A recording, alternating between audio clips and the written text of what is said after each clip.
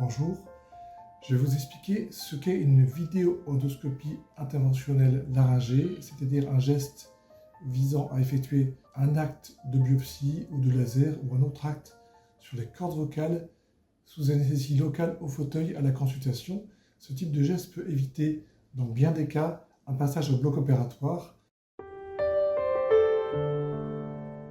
Comment ça se passe? Le jour du geste, vous êtes assis dans un fauteuil, le fauteuil vous étiez assis lors de la consultation préalable, en général, comme chez le dentiste, et il va falloir endormir les cordes vocales avec un spray qui sera effectué soit par la bouche, soit par le canal opérateur du fibroscope. Très souvent, un test aura été effectué par le médecin auparavant, lors de la consultation, pour vérifier l'efficacité de l'anesthésie locale. On peut aussi endormir le nez avec des petits cotons imbibés qui sont positionnés quelques minutes à l'avance.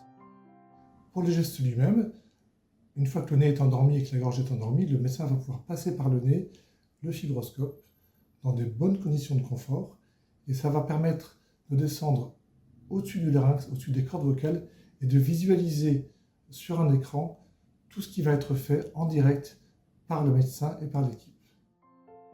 Quel type de geste peut-on effectuer? Il y a maintenant tout un panel de gestes qui sont proposés. Les biopsies des cordes vocales, donc des petits prélèvements des cordes vocales. On peut effectuer des gestes au laser qui permettent de traiter certaines lésions des cordes vocales. On peut parfois effectuer un geste d'aspiration ou d'ouverture d'un petit kyste. Tout cela sous anesthésie locale au fauteuil. Après le geste, vous restez environ une demi-heure sur place avec une surveillance adaptée et vous pourrez repartir chez vous, boire et manger ce que vous voulez et repartir à pied ou en voiture. Quels sont les effets secondaires qui peuvent survenir? L'effet le plus fréquent, c'est d'avoir une impression de mal avaler, d'avoir une gêne à la déglutition, ce qui est tout à fait normal, car l'anesthésie locale est efficace, et dès que l'anesthésie locale va se dissiper, cette impression de gêne va disparaître en même temps. On peut aussi avoir une très légère douleur, en général vraiment très minime, lors des biopsies.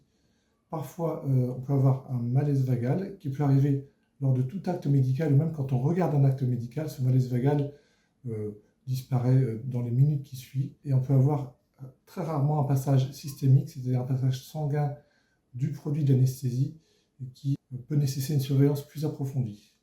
Concernant la voix, après le geste qui est effectué, cette voix pourrait être modifiée dans certains cas. Si vous avez un geste laser assez étendu sur des lésions vibrantes des cordes vocales, les cordes vocales ne vont pas vibrer de la même façon après le geste, et cela pourra mettre quelques jours ou quelques semaines avant de se rétablir. Tout cela sera discuté et anticipé avec votre médecin avant l'intervention.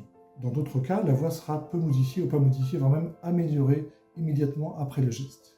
Après une vidéo-endoscopie interventionnelle, est-ce qu'il y a des traitements à prendre? Parfois, vous pourrez prendre un antalgique comme du paracétamol. Dans certains cas, on peut prescrire des médicaments qui visent à limiter le reflux œsophagien et donc l'irritation de la gorge. On peut être amené aussi dans d'autres cas à prescrire des aérosols pour favoriser la cicatrisation s'il y a un geste laser assez étendu. Bien sûr, en cas de douleur persistante ou d'anomalie, n'hésitez pas à nous recontacter après le geste.